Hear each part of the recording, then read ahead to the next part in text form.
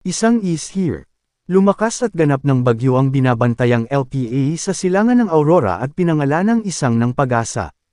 Inaasahang tutumbukan at dadaanan ng bagyo ang Northern Central Luzon landmass ngayong araw kaya asahan na ang masungit na lagay ng panahon sa mga nabanggit na lugar kasama ang Metro Manila. Inaasahang hawatak din ito ng habagat na magpapaulan din partikular sa kanlurang bahagi ng Luzon at Visayas ngayong weekend.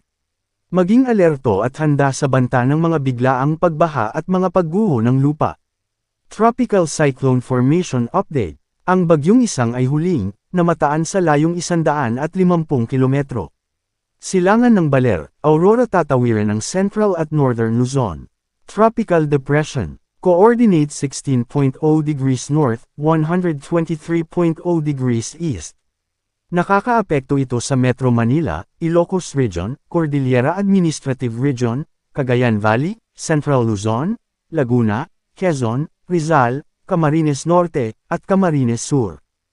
Dahil dito, maulap na kalangitan na may kalat-kalat na pag-ulan, pagkidlat, at pagkulog na posibleng magdulot ng mga pagbaha o pagguho ng lupa dahil sa katamtaman hanggang malakas na pag-ulan sa Metro Manila, Ilocos Region, Cordillera Administrative Region, Cagayan Valley, Central Luzon, Laguna, Quezon, Rizal, Camarines Norte, at Camarines Sur.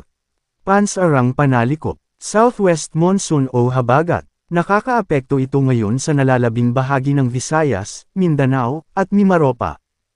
Dahil dito, makakaranas ng maulap na kalangitan na may kalat-kalat na pag-ulan, pagkidlat, at pagkulog na posibleng magdulot ng mga pagbaha o pagguho ng lupa dahil sa katamtaman hanggang kung minsan malakas na pag-ulan sa nalalabing bahagi ng Luzon. Western Visayas, Negros Island Region, Zamboanga Peninsula, BARMM, Socsargen, Lanao del Norte, and Misamis Occidental.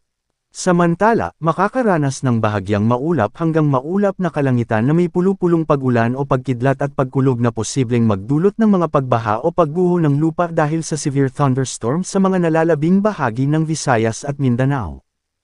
Paalala, posibleng magbago pa ang forecast.